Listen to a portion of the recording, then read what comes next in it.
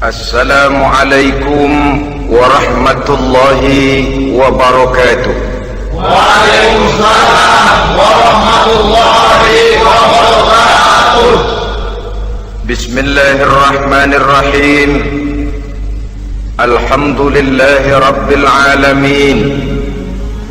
Wassalatu wassalamu ala ashrafil anbiya'i wal mursalin, imamil muttaqin, sayyidil ghurril muhajjalin, wa ala alihi wa ashabihil mujahidin at-tahirin, amma ba'du.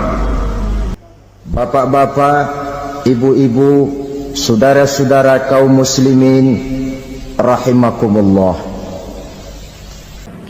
Setiap orang menginginkan kebahagiaan dan tidak seorang pun menginginkan kesengsaraan dalam kehidupan ini. Namun nyatanya tidak setiap orang yang ingin bahagia mengetahui jalan yang harus ditempuhnya untuk sampai kepada kebahagiaan itu.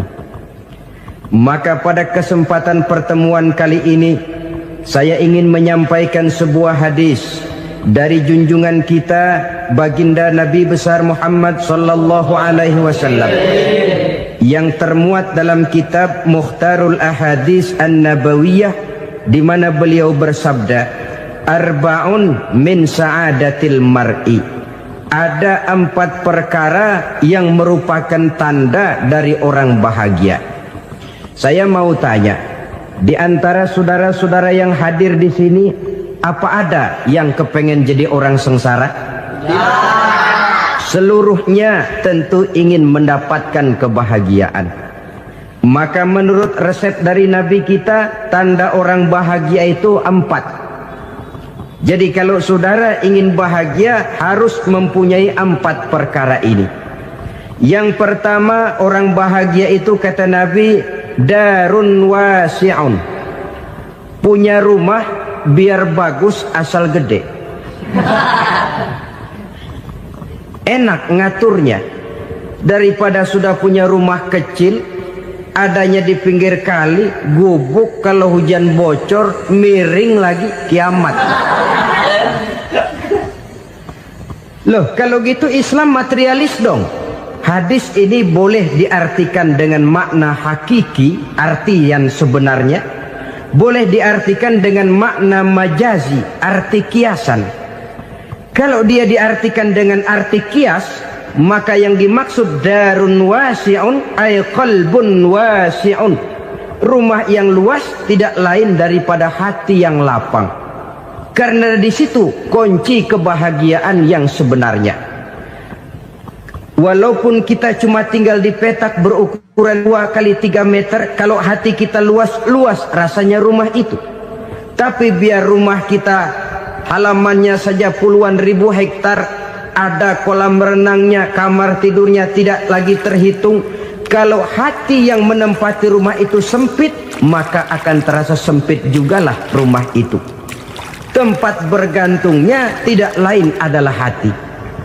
Marilah kita mencoba melihat berbagai pandangan orang tentang bahagia ini.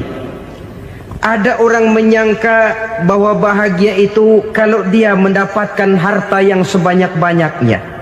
Siapa yang banyak harta, dialah raja. Apa yang dia mau, seluruhnya bisa dibeli. Keamanannya, dia bisa menyewa petugas. Seluruh fasilitas untuk menyenangkan kehidupannya bisa dibeli. Pendeknya, hartalah segala-galanya dalam kehidupan. Sampai ada pepatah mengatakan, innad darahima fil amakini kulliha taksur rijala mahabatan wa jalala. Sesungguhnya harta, dinar, dirham, uang di mana-mana selalu bikin hebat orang yang memilikinya. Coba lihat, orang yang punya duit sama yang enggak punya duit, jangan gaya hidupnya, gaya jalannya aja lain. Wahia lisanun liman arada fasahatan, wahia silahun liman arada qitala. Uang adalah senjata yang paling ampuh bagi orang yang mau pergi perang, dan lidah yang paling fasih bagi orang yang mau bicara. Kalau bicara dengan lidah macet, cobalah bicara dengan harta, lancar. Sampai ada pepatah demikian, segalanya bisa diatur dengan harta. Maka di kalangan orang yang berpandangan semacam itu, seluruh kegiatan hidupnya hanya terfokus kepada bagaimana mengumpulkan harta yang sebanyak-banyaknya. Tidak peduli halal haram, tidak kenal sore pagi siang dan malam, tidak sempat sujud, jauh dari agama, jauh dari kehidupan yang bersifat ruhaniyah, jauh dari Allah dan sebagainya. Sampai dalam Al-Quran dikelompokkan dalam kelompok yang dinamakan lumazah. Allazi jama'a malahu wa'addadah yahsabu anna malahu akhladah. Mereka mengumpul-ngumpulkan harta sebanyak-banyaknya dan menyangka bahwa harta yang banyak itu dapat mengekalkan hidupnya, mengekalkan kekayaannya, mengekalkan kebahagiaannya. Saudara hadirin yang berbahagia, kalau pandangan hidup ini benar, artinya kalau harta memang merupakan satu-satunya hal yang dapat membuat orang bahagia, tentu di rumah mewah tidak akan pernah ada tangis derita. Tentu di satu tempat di mana fasilitas hidup serba menunjang tidak ada yang namanya penderitaan. Tapi suka dan duka, sedih dan gembira, senyum dan tawa adalah milik setiap orang, baik dia punya harta maupun dia tidak punya harta. Nyatalah bahwa harta semata-mata bukan merupakan jaminan bahwa orang akan bahagia, walaupun tanpa harta orang sulit untuk bahagia. Saya mau cerita, ada orang super kaya,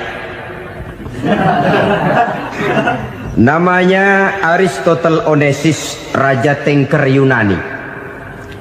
Dia punya kapal tanker saja konon sampai 11 banyaknya. Punya perusahaan penerbangan yang disebut Olympic Airlines. Punya hotel di berbagai kota besar di dunia ini, sejak dari New York, London, Paris, Rome dan sebagainya. Bahkan punya pulau yang dia namakan Pulau Scorpio. Ini kan namanya sudah kaya nggak tanggung-tanggung, punya pulau. Nah, dia punya 2 orang anak, yang satu laki-laki namanya Alexander, yang satu perempuan namanya Maria Onesius. Seluruh harapannya tertumpah kepada anak lakinya Alexander ini, yang akan meneruskan usahanya, meneruskan kekayaannya, meneruskan dinastinya. Apa yang terjadi? Ternyata anak yang dia harapkan yang bernama Alexander ini mati muda dalam kecelakaan pada waktu dia olahraga. Apa olahraganya? Namanya olahraga anak orang kaya, golongan jet set. Olahraganya olahraga pesawat terbang. Jatuh, ya nggak kapungut, habis mati. Tinggal satu anak perempuannya, Maria Onesius. Tapi anak perempuan ini juga malah urakan. Terakhir dia pacaran, bahkan kemudian kawin sama orang Rusia. Rupanya Aristotle Onesius ini broken. Kekayaannya yang berlimpah ruah, perusahaannya yang begitu banyak, siapa yang akan meneruskan? Siapa yang akan menggantikan? Sampai kemudian dia mengurung diri di Pulau Scorpio dan mati di sana secara mengenaskan. Seorang multi jutawan, seorang yang super kaya, mati menyendiri di pulau sepi. Ibarat kata pepatah, anak ayam mati di lumbung. Bukan kekurangan makanan, keurugan makanan. Begitu kehidupan Aristotle Onesius. Dan banyak orang-orang yang sudah demikian kaya sampai dibingungkan oleh kekayaannya sendiri. Telusurilah kehidupan David Rockefeller misalnya, Henry Ford misalnya, Adnan Khashoggi misalnya. Multi jutawan yang kadang-kadang dibuat keder oleh kekayaannya sendiri. Pantas ketika Imam Ali ditawarkan orang, "Ya Ali, kalau kepadamu disuruh pilih ilmu atau harta, kau pilih mana?" Ya jelas pilih ilmu dong. Kenapa? Pertama, ilmu kalau kita berikan kepada orang lain tambah Tapi harta kalau kita berikan kepada orang lain kurang. Saudara punya uang 10.000, dibagi orang 5.000, jelas uang saudara berkurang. Tapi saudara punya ilmu, diberikan kepada orang lain bisa, saudara pun makin mantap. Tidak lantas jadi bodoh karena ngajarin orang. Saudara bisa Fatihah lalu mengajarkan orang Fatihah. Orang bisa, saudara pun makin hafal. Tidak lantas setelah diajarin orang ilmunya hilang. Begitu datang dia minta orang, tolong ajarin saya Fatihah, udah habis, nggak ada.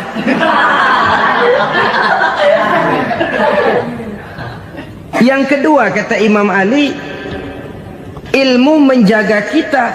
Kalau harta kita yang harus jaga. Makin banyak ilmu makin terpelihara diri seharusnya. Tetapi makin banyak harta makin bingung kita jaganya. Sampai kadang-kadang kalau perlu seluruh keliling rumah dipasangi alarm. Belum cukup disewakan anjing besar-besar, pasang di depan pintu, awas anjing galak. Masih belum cukup juga, cari centeng tukang-tukang kepruk jaga rumah. Masih terasa belum aman, padahal rumahnya dikelilingi tembok besar. Di balik tembok ada pintu-pintunya tebal. Di balik pintu itu terbuka masuk kamar, kamar pun ada pintunya, pintunya pun kuat. Masuk ke dalam kamar ada lemari, lemarinya pun pintunya kuat, dikunci, kuncinya pun kuat. Tapi terhadap seluruhnya yang timbul cuma sekedar was-was saja. Kesimpulannya sekali lagi, tanpa harta orang memang sulit untuk bahagia. Tapi harta semata-mata tidak merupakan jaminan orang akan bahagia. Dengan hati yang luas, itu modal utama untuk mencapai kebahagiaan hidup. Orang yang hatinya luas, saudara-saudara, punya hati yang lapang, melihat kenyataan hidup ini, dia bersyukur senantiasa kepada Allah. Lantas tidak timbul hasud dan iri hatinya. Oleh karena itu, jiwanya selalu lapang. Kalau tidak, cupik hati namanya.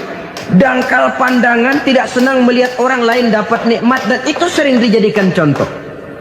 Kalau orang yang lapang dada, dia lihat tetangganya beli TV baru, dia berkata, alhamdulillah ya, tetangga kita beli TV, mudah-mudahan kita bisa ikut nonton. Lapang dadanya. Tapi orang yang sempit hati, lihat tetangga beli televisi, meriang. Enggak diapa-apain, meriang. Besoknya dengar tetangga beli motor, makin sakit, ke rumah sakit. Lalu di rumah sakit dengar tetangganya beli mobil, mati. Disiksa oleh perasaannya sendiri. Orang kalau hati sudah sempit dalam hidup, kemanapun dia pergi, sempit rasanya medan kehidupannya. Kemudian kita melihat juga ada orang yang menilai bahwa bahagia itu katanya kalau punya kedudukan yang tinggi, pangkat yang agung, wibawa yang besar. Mungkin betul, tapi mungkin juga tidak. Bergantung kepada hati orang yang punya pangkat itu.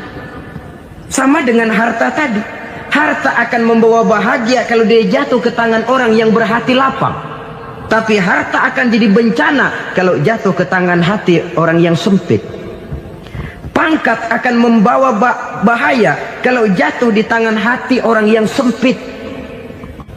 Lebih dari itu, kenyataan mengajarkan kepada kita bahwa ternyata pangkat dan jabatan tidak selamanya memberikan kebahagiaan dalam kehidupan. Bahkan resikonya kelewat besar. Beberapa bukti kita bisa ambil dari para pemimpin dunia yang menjadi korban lantaran pangkat dan jabatan yang disandangnya. Saudara ingat Presiden Abraham Lincoln dan John Kennedy dari Amerika? Dibunuh orang. Park Chung-hee dari Korea Selatan, Ziaur Rahman dari Bangladesh, Anwar Sadat dari Mesir, terakhir Indira Gandhi dari India, menjadi korban dari pangkat dan jabatan yang disandangnya dari orang-orang yang tidak senang dia memegang jabatan itu. Dia akan mudah mengundang bencana. Sehingga pantas kalau seorang presiden terkemuka Amerika, Harry Truman namanya, Dia mengatakan jabatan presiden itu, kata dia, seperti orang nunggang macan, naik macan. Harus kita taiki, kalau enggak dia bakal nerekam kita. Ngeri katanya. Adapun orang yang hatinya lapang, kalau dia menerima pangkat dan jabatan, dianggapnya itu satu kesempatan untuk berbuat baik. Tapi orang yang berhati sempit, menerima pangkat dan jabatan, bukan kadang-kadang menerima, malah berusaha setengah mati mencapai dengan segala cara. Kalau perlu jilat atas, jilat atas. Jadi golongan sumuhun dawuh. Jadi kelompok kulon nuwun, yes sir, yang kerjanya cuma oke bos. Kalau perlu jilat atas, jilat atas. Kalau perlu injak yang bawah, injak yang bawah. Perlu sikut kiri kanan, sikut kiri kanan. Yang penting pangkat dapat, jabatan dapat. Orang yang semacam ini, kalau sudah mempunyai pangkat dan jabatan, biasanya dia tidak menganggap itu sebagai amanah, tidak menganggap sebagai kesempatan berbuat baik, tapi malah kesempatan untuk memperturutkan hawa nafsunya yang dilatar belakangi oleh kesempitan hatinya tadi. Apalagi kalau orang memperoleh pangkat karena banyak mengeluarkan uang. Seakan-akan pangkat dan jabatan itu sekarang macam proyek, pakai tender.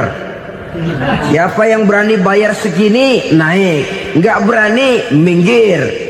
Padahal logikanya, kalau orang mencapai satu jabatan karena banyak mengeluarkan uang, hampir bisa dipastikan bahwa setelah jabatan itu dia pegang, langkah pertama yang akan dilakukannya ialah berusaha bagaimana uang yang dia keluarkan supaya kembali. Ya paling kurang pulang modal dulu dong. Soal mikirin rakyat soal nanti, tapi ini modal harus pulang. Itu celakanya kalau orang memperoleh pangkat dan jabatan cuma karena banyak mengeluarkan uang. Jarang orang yang mempunyai keyakinan dan pandangan bahwa pangkat dan jabatan merupakan amanah. Jadi sekali lagi, pangkat dan jabatan mungkin saja membawa kebahagiaan kalau jatuh ke tangan orang yang berhati lapang. Tapi bisa jadi bencana kalau dia jatuh ke tangan orang yang mempunyai hati yang sempit. Dan lagi-lagi stresnya hati yang lapang. Lalu sebagian orang, saudara, ada yang berpandangan katanya bahagia itu kalau jadi orang terkenal, mempunyai popularitas, menjadi idola di kalangan remaja, di kalangan orang tua, di segala lapisan masyarakat.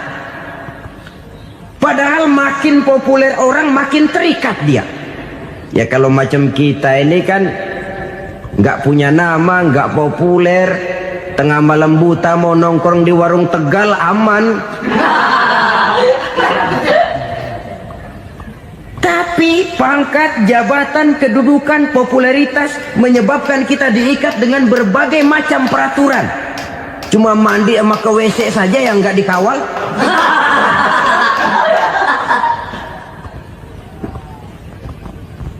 Benarkah popularitas, ketenaran membawa kebahagiaan? Mungkin, ya, tapi mungkin juga tidak. Kenapa? Banyak orang-orang populer yang mengakhiri hidupnya secara tragis. Kita ambil beberapa nama. Di Amerika tahun 60-an ada bintang seksi paling terkenal yang dijuluki sex bomb. Bom seksi. Sampai sekarang jadi legenda, namanya Marilyn Monroe. Singkatan dobelnya itu inisialnya MM, Marilyn Monroe. Terkenal, top, sampai dia mati tahun 62, namanya sekarang masih saja dibicarakan orang. Kenapa dia bunuh diri? Tidak punya hartakah dia? Banyak. Kurang populerkah dia? Seluruh dunia mengenalnya. Sejak rakyat kecil sampai pejabat tinggi dia punya hubungan. Kenapa? Jenuh. Dia terlahir dalam keadaan yatim. Setelah itu tidak lama dia berangkat remaja, ibunya meninggal. pindah dari wanita asuh ke wanita asuh sampai 12 orang ibu angkatnya. Dan kekecewaan yang paling parah, setiap laki-laki yang dekat dengannya hanya seperti kapal berlabuh. Datang dan pergi silih berganti, padahal dia merindukan seseorang yang bisa melindungi hidupnya. Dia rindukan itu dan dia tidak pernah menemukan.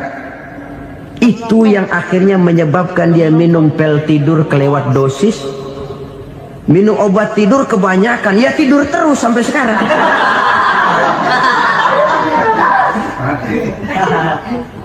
Dia mengakui, saya telah memiliki ketenaran, tapi saya tidak pernah hidup dalam ketenaran itu. Saya pandai main sandiwara, tapi saya ingin hidup dalam alam yang real sebagaimana umumnya orang. Itu yang dia rindukan.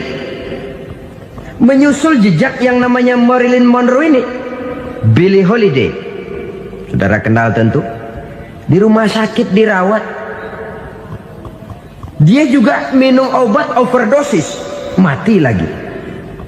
Jimi Hendrix minum obat tidur overdosis kelewat batas, mati lagi. Lalu yang menghanyutkan diri di danau, Janis Joplin dan Brian Jones. Ini orang-orang populer, orang-orang terkemuka yang mengakhiri hidup secara tragis, bukan karena tidak terkenal, mungkin karena sudah saking terkenalnya.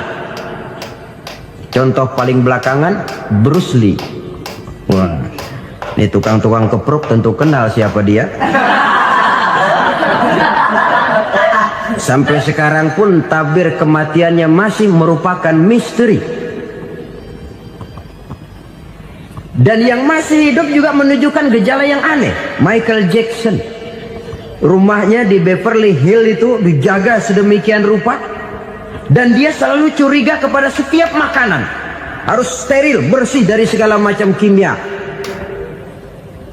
Kemana dia pergi, itu tukang-tukang kepruk sudah selalu menjaga dan mengawal, dan dia seakan takut menunjukkan mukanya yang asli. Hingga kalau tampil ke tengah di luar show, dia kadang memakai pakaian yang tidak menunjukkan dia yang sebenarnya, takut dikenali orang.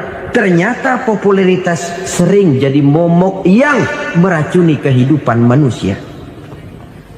Oleh karena itu, benarlah junjungan kita pada saat beliau mengajarkan orang akan bahagia kalau dia mempunyai hati yang lapang. Nah, sekarang masalahnya untuk mendapatkan hati yang lapang, caranya bagaimana? Kita kembali kepada konsep Quran. Allah mengajarkan, ala inna bidzikrillahi tatmainnul qulub. Ketahuilah bahwa dengan banyak mengingat Allah, hati akan tenang, jiwa akan lapang. Dengan kata lain, dekat dengan agama, merasakan kehadiran Allah dekat dalam hidup. Itu muara pertama untuk mencapai hati yang lapang.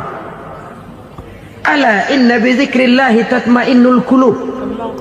Jangan macam orang sekarang ingin mendapatkan ketenangan lalu tapak di puncak gunung, di gua-gua, di tempat sepi. Iyalah kalau nggak ada ular. Kalau tergigit ular berbisa, ketenangan belum, mati jelas itu. Islam positif untuk mendapatkan ketenangan. Ala inna bidzikrillahi tatmainnul qulubi. Bahwa ketahuilah bahwa dengan banyak mengingat Allah, hati akan tenang, jiwa akan lapang, nuansa pikiran akan luas. Karena yang namanya bahagia ada dimanapun manusia berada. Di kampung ada bahagia, di kota ada bahagia. Di ngarai, di lembah, di gunung, di hutan, di lautan, di angkasa luar, dimanapun bahagia itu ada kalau kita bermodalkan hati yang lapang ini. Dan hati akan lapang kalau kita dekat dengan agama. Dekat dengan harta buat sementara hati mungkin tenang, tapi ketenangan yang relatif dan temporer. Apalagi orang tiap kali tambah harta, tiap kali tambah rencana, itu wajar. Mungkin sebelumnya saudara berpikir, kalau punya duit 5.000 enak nih. Begitu punya duit 5.000, aduh sayang kalau 10.000 aja. tiap kali tambah harta, tiap kali lain rencana. Makin banyak rencana, makin menjauhkan kita dari yang namanya ketenangan. Padahal ketenangan merupakan unsur utama untuk mencapai bahagia. Dan ketenangan itu bermuara dalam hati manusia. Tengoklah kehidupan ini. Orang yang banyak harta dengan orang miskin, berbedakah rasa sakit yang mereka tanggungkan? Rasanya tidak. Walaupun si kaya tidur di kasur empuk berselimutkan sutra mahal, sementara si miskin meringkuk di balai bambu yang keras dan kasar. Apabila maut datang, dia juga tidak pernah pilih bulu. Maut datang menjemput si kaya di singgasana keemasannya, dikelilingi oleh para pengasuh, dayang dan inang serta para pengawal. Dan maut pun datang menjemput si miskin papa, sehingga ia tergelepar di tepian jalan. Kedua-duanya bernama mati. Kalau nyata bahwa sakit yang ditanggung si kaya tidak beda dengan sakit yang ditanggung si miskin, bukan harta semata yang membuat orang bahagia. Hati yang tenang, jiwa yang lapang penuh kedamaian, karena banyak berzikir dan mengingat Allah, itu merupakan modal utama untuk mencapai sesuatu yang bernama bahagia.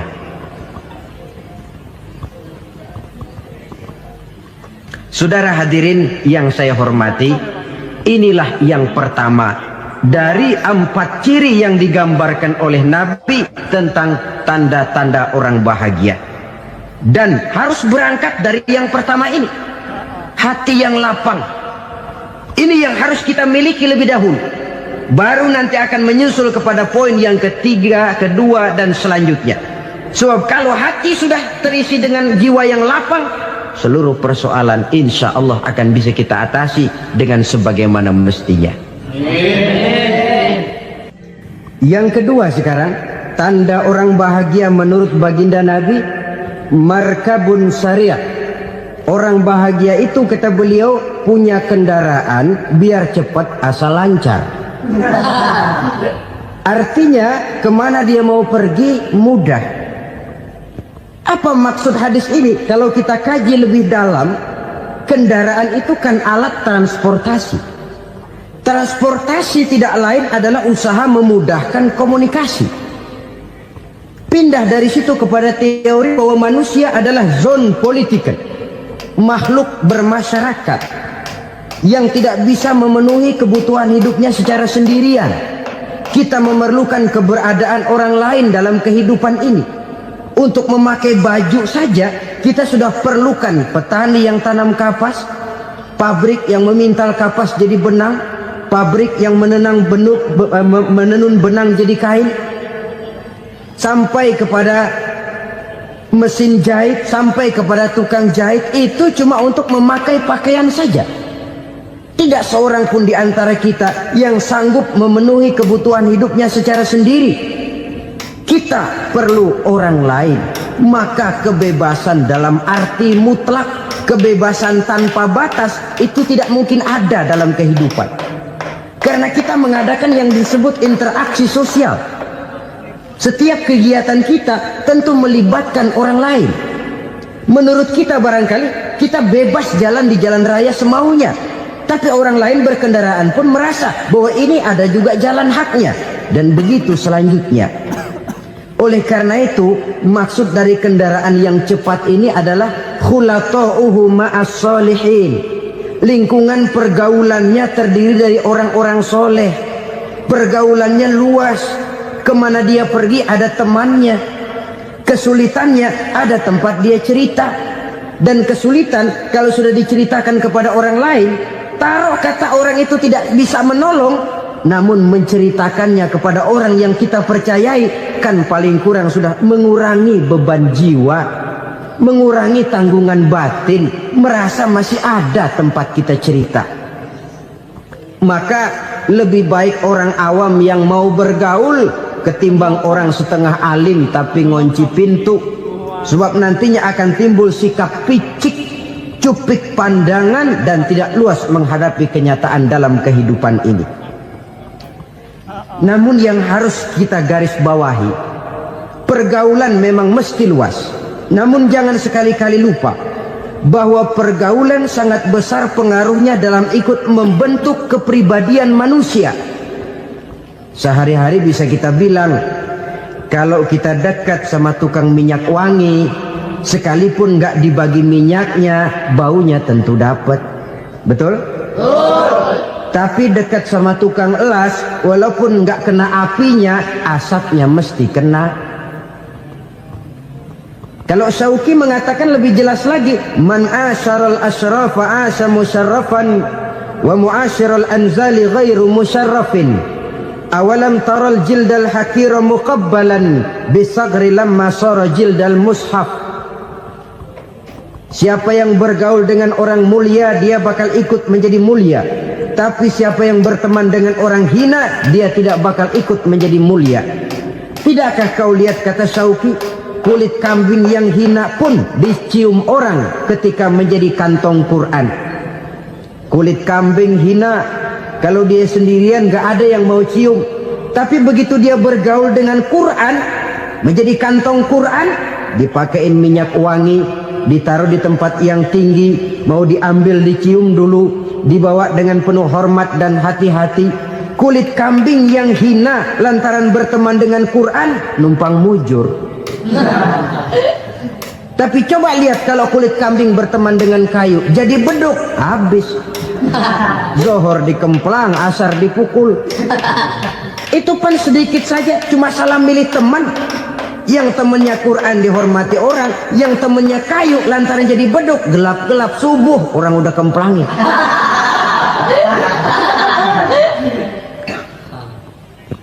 Maka terutama kepada adik-adik remaja yang masih mencari identitas diri, yang ibarat kaset masih kaset kosong, mudah diisi oleh apapun, pandai-pandailah memilih teman dalam bergaul.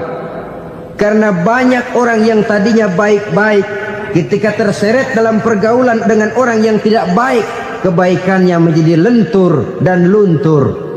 Tapi berapa banyak bajingan-bajingan tengik, orang-orang yang berlumur noda dan dosa, tiap hari melakukan maksiat, namun bergaul dengan orang yang baik-baik, pada akhirnya sedikit demi sedikit beringsut dan berangsur dia terbiasa mengikuti kebaikan-kebaikan. Saya tekankan ini kepada remaja karena mereka masih mencari identitas diri. Apa yang mereka lihat mereka mau, apa yang mereka dengar mereka ingin tahu. Coba lihat kehidupan remaja. Pulang nonton film Rambo, pengen jadi Rambo, gagah, maunya belekai melulu. Pulang nonton film Superman, pengen bisa terbang. Pulang nonton India, nyanyi melulu. Wajar, mereka masih mencari identitas diri. Saya ini sebenarnya siapa? Lingkungan, pergaulan akan membentuk itu. Karena itu pandai-pandailah bergaul, karena ia sangat besar pengaruhnya dalam ikut membentuk kepribadian manusia. Apalagi sifat yang jelek lebih cepat menularnya ketimbang sifat yang baik. Sifat yang baik, watak yang soleh itu lambat sekali untuk menular. Tapi yang tidak baik, kan prosesnya mah kalau remaja biasanya mula-mula dengar. Karena dengar lalu pengen tahu. Karena pengen tahu lalu ngeliatin. Begitu ngeliatin kan pengen nyobain. Setelah nyobain ketagihan. Nah, ini prosesnya. Yang namanya ganja, morfin, narkotik, awalnya kan begitu. Mula-mula denger, katanya kalau sudah fly to the sky, sudah melayang ke langit, katanya disitulah puncak kebahagiaan. Mulanya cuma denger. Karena denger, pengen tahu. Karena pengen tahu, lalu ngeliat, kumpul sama orang yang suka ngeganja. Setelah ngeliat, nah pengen ngerasain. Begitu ngerasain, enak juga, ketagihan. Kalau sudah ketagihan jadi penyakit kronis, bisa merembet kepada yang lain. Iya, kalau orang tuanya mampu untuk beli morfin, beli ganja. Kalau tidak kan pikirannya ngayap, jemuran siapa ya gue sambet. timbullah perbuatan-perbuatan negatif yang bermula dari salah pergaulan. Apalagi buat adik-adik remaja yang tinggal di kota-kota besar, yang pengaruh budaya, pengaruh kesenian, pengaruh struktur kehidupan yang nampak makin individualistis, di mana persaingan tajam, tensi ekonomi tinggi, orang mudah mengalami stres. Pandai-pandailah dalam bergaul, sekali lagi, karena ia sangat besar pengaruhnya dalam ikut membentuk kepribadian manusia. Orang bahagia punya kendaraan yang cepat, artinya punya pergaulan yang luas, dan lingkungan pergaulannya terdiri dari orang-orang yang soleh. Kemana dia pergi ada teman, kesulitannya ada tempat dia cerita. Tapi kalau sudah menyendiri, hidup sendiri, kesulitan dipikiri sendiri, bisa mati belum waktunya. Tidak ada tempat berbagi rasa, tidak ada tempat bercerita, tidak ada tempat mengurangi beban dalam kehidupan. Pantas betul kalau Islam sangat menggalakkan dan menganjurkan orang kalau sudah sampai waktunya itu untuk melangsungkan nikah. Kata Nabi, ya ma'syaras syabab man istata'a minkumul ba'at falyatazawwaj. Hai para pemuda, kalau sudah mampu memberi nafkah, kawinlah, nikahlah kamu. Kenapa? Sudah ada teman hidup, tempat berbagi rasa. Kesulitan kalau ada tempat cerita akan lebih ringan ketimbang kita telan sendiri, walaupun bobot kesulitannya sama beratnya. Saudara-saudara kaum muslimin rahimakumullah, inilah ciri yang kedua, punya kendaraan biar cepat asal lancar. Kemana kita mau pergi gampang. Dengan kata lain, setelah hati yang luas, pergaulan yang luas. Dua. Yang ketiga sekarang, tanda orang bahagia itu menurut Nabi, misbahun mudhi'un, punya lampu yang terang. Oh, itu enggak problem. Sekarang sudah zamannya listrik masuk desa, Pak. Lampu sudah terang semua. Betul, kalau itu yang dimaksud. Tapi tidak cuma itu. Karena lampu yang dimaksud di sini, lampu yang akan menerangi seluruh perjalanan hidup. Dan perjalanan hidup itu sudah dimulai sejak kita terlahir ke alam ini, sampai masuk ke alam barzah, kumpul di padang mahsyar, sampai ke akhirat. Lampu yang menerangi itu yang diperlukan. Kalau lampu, katakanlah yang paling top sekarang kan lampu jenis Mercury. Taruhlah itu di rumah kita, dia cuma menerangi rumah kita. Menerangi hati pun tidak sanggup. Bila kita masuk ke alam barzah, alam kubur, sanggupkah si Mercury yang begitu terang menerangi alam barzah kita? Tidak sanggup lagi. Sanggupkah lampu yang ratusan watt, bahkan puluhan ribu watt menerangi kehidupan di padang mahsyar? Tidak akan sanggup lagi. Kalau demikian, yang dimaksud lampu yang terang di sini apa? Tidak lain amal soleh, kebajikan yang kita lakukan dalam hidup. Itu yang akan jadi lampu penerang. Di dunia nama kita akan terang. Jasad kita boleh hancur terkubur tanah, tapi nama kita akan dikenang orang. Begitulah kalau orang meninggalkan kebajikan dalam hidup seperti sekarang. Ribuan orang tiap saat berziarah ke kubur Imam Syafi'i, ke kubur Imam Malik, ke kubur Imam Ghazali, ke kubur orang yang baik-baik, orang yang soleh-soleh. Kebajikannya yang ditinggalkan, yang mengukir namanya dengan tinta emas. Sehingga saudara sudah terbaring di alam kubur, orang lewat, Allah, ini kuburannya Fulan bin Fulan, dulu ini kebaikannya Masya Allah, saya ikut merasakan. Mari kita mampir sebentar, kita Fatihah. Mohon disampaikan Allah pahalanya kepada almarhum. Al-Fatihah. Itu kalau orang baik-baik.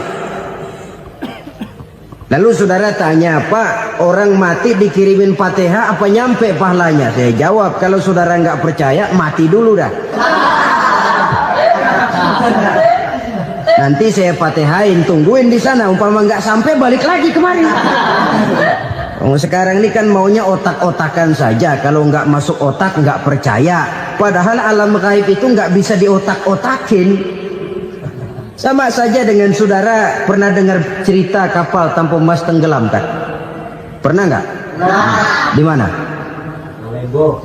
Di Laut Masalembo. Begitu ketampung Mas tenggelam, ratusan penumpang itu terjun ke laut, dipermainkan gelombang, berjuang menghadapi maut itu. Orang lagi timbul tenggelam di lautan, dihantam ombak, kita tengokin pakai helikopter. Pak, lagi timbul tenggelam ya? Iya, tolongin. Jangan khawatir Pak, nih saya kirim intan Pak, harganya 10 juta. Kira-kira orang yang timbul tenggelam di laut seneng nggak? Tidak. Kan mahal toh intan 10 juta.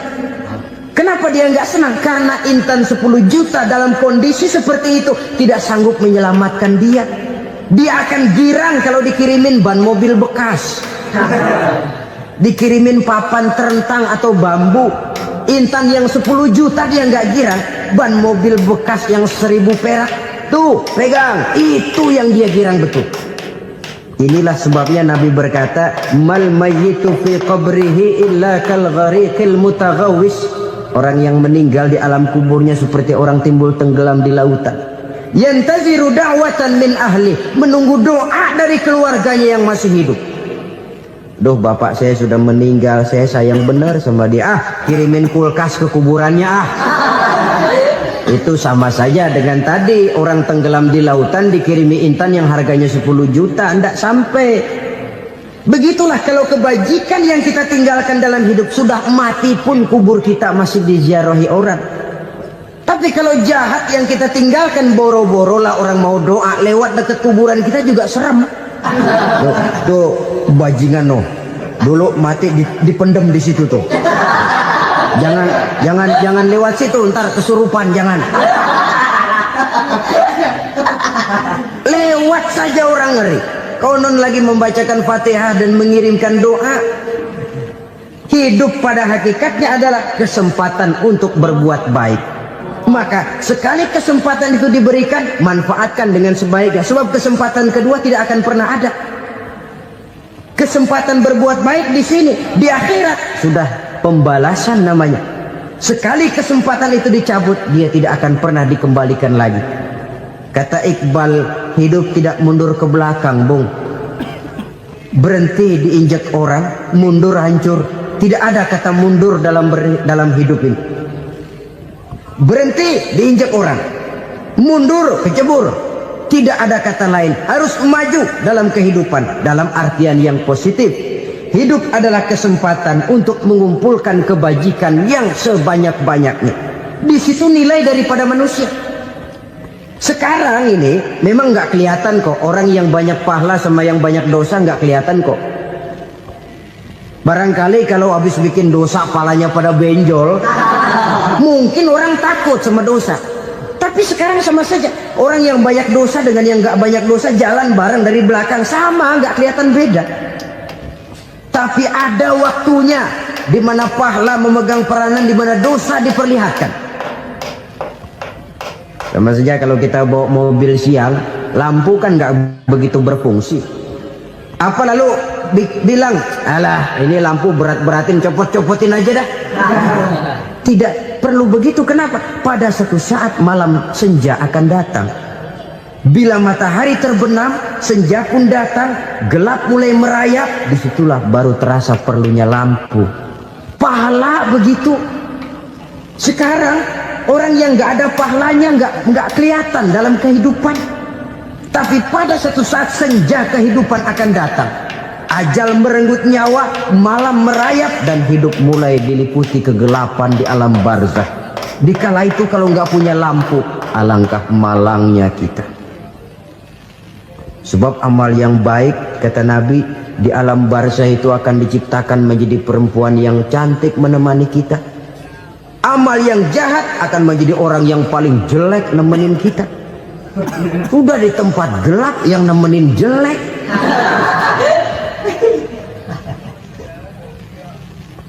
Kaum muslimin rahimakumullah. Kalau demikian masalahnya, tergantunglah kita pandai memanfaatkan waktu. Al-waktu kasayf, waktu itu cepat sekali. Yang namanya waktu itu tahu-tahu. Tahu-tahu udah tahun 87. Tahu-tahu udah begitu. Tahu-tahu Yang kemarin anak-anak, sekarang udah pada punya anak. Tahu-tahu saja itu. Begitu cepat waktu berlalu. Kalau tidaklah pandai kita memanfaatkannya, akan rugi kita.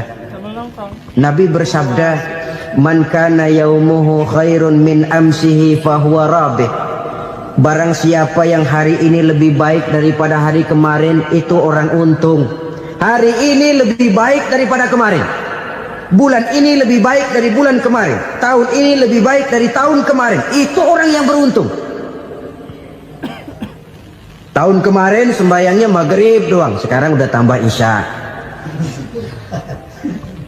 Tahun kemarin cuman Idul Fitri aja ngancem bener, sekarang udah tambah Jumat, lalu tambah lagi maghrib, tambah lagi isya, dan selanjutnya. Hari ini lebih baik daripada kemarin, itu orang yang beruntung. Wa man kana yaumuhu mislu amsihi fahuwa khasir. Lalu barang siapa yang hari ini sama saja dengan hari kemarin, itu orang rugi. Hari ini sama dengan kemarin, rugi itu. Bulan ini begitu, bulan kemarin begitu, tahun ini begitu, tahun lalu juga begitu. Rugi itu orang. Rugi apa? Rugi umur. Umur tambah, amalan gak pernah tambah. Dan saya pikir lebih merupakan azab ketimbang nikmat kalau orang dikasih panjang umur cuma untuk numpuk dosa. Mending mana? Panjang umur banyak dosa sama pendek umur dikit dosa? Mending mana? Mending mana? Ya, paling mending tentu panjang umur banyak pahala. Tapi kalau tidak, sekali lagi, lebih merupakan azab ketimbang nikmat kalau orang diberikan panjang umur tapi cuma untuk sekedar menumpuk dosa. Kehilangan kesadaran bahwa dunia bukan terminal akhir dari satu perjalanan. Dia cuma halte di mana kita berhenti sebentar untuk menuju kepada terminal yang hakiki. Saudara-saudara kaum muslimin rahimakumullah, inilah lampu yang akan menerangi kehidupan.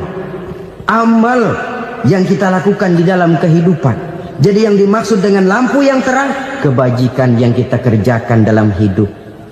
Nah, setiap orang di awal tadi saya bilang ingin bahagia.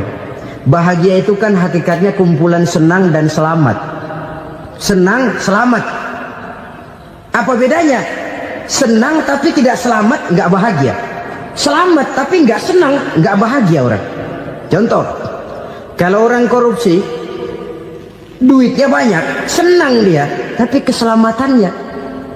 Ada tentara baris di samping rumahnya udah bingung, padahal tentara latihan. Tentara cuma latihan, dia bingung. Senang, tapi karena keselamatannya tidak terjamin, dia tidak bahagia. Sebaliknya pegawai negeri jujur benar, cuma segaji-gajinya. Selamat, nggak korupsi, tapi melarat, ya nggak bahagia juga, kurang senang. Kesenangan dan keselamatan untuk dunia saja, ya sekali lagi, kalau cuma sekedar untuk dunia saja, bisa dibeli pakai uang. Bisa dibeli pakai uang. Saudara ingin selamat, bisa dibeli pakai uang. Saudara ingin senang, bisa dibeli dengan uang.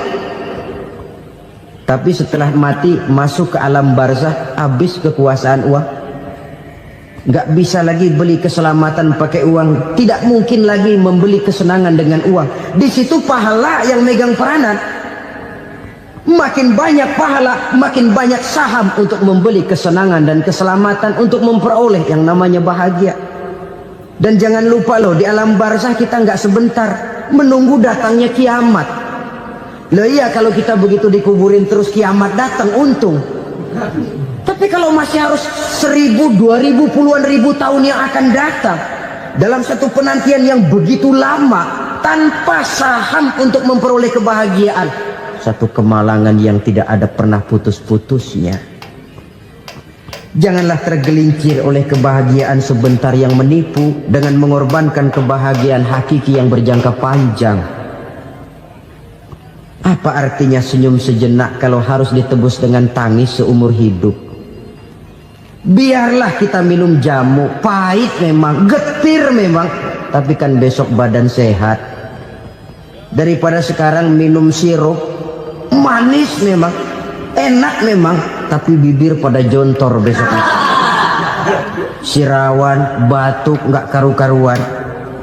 Banyak orang tertipu oleh kesenangan yang sebentar. Padahal laisa kullu ma yalma'u zahaban. Belum tentu semua yang berkilat itu emas. Belum tentu semua yang gemerlap itu intan. Karena itu, marilah manfaatkan kesempatan yang diberikan Allah ini untuk mengumpulkan kebajikan yang sebanyak-banyaknya. Yang terakhir sekarang, yang keempat, tanda orang bahagia kata Nabi. Zaujatun salihah.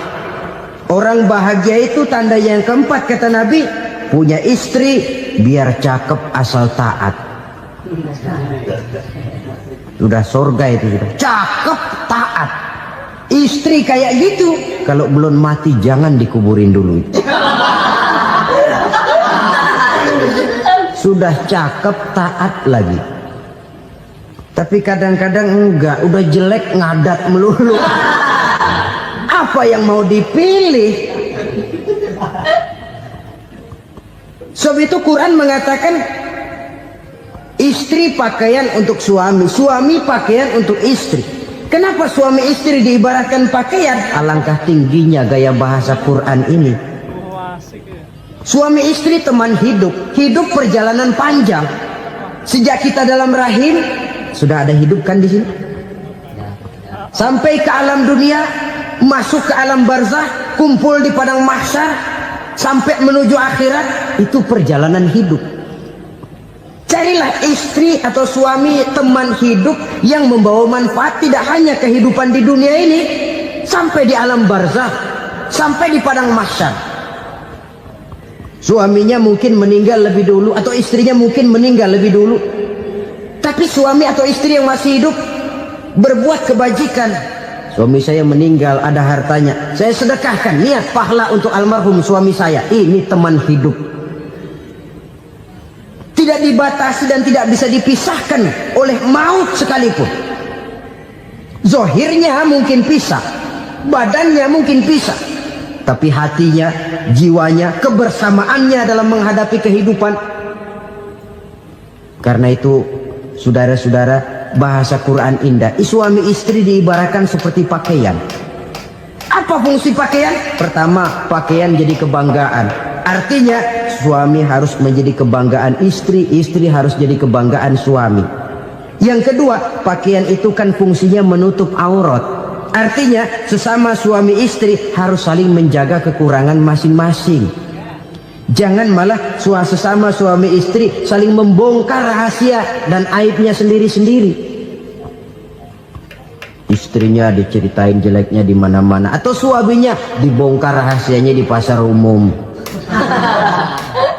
Itu sudah tidak lagi berfungsi sebagai pakaian.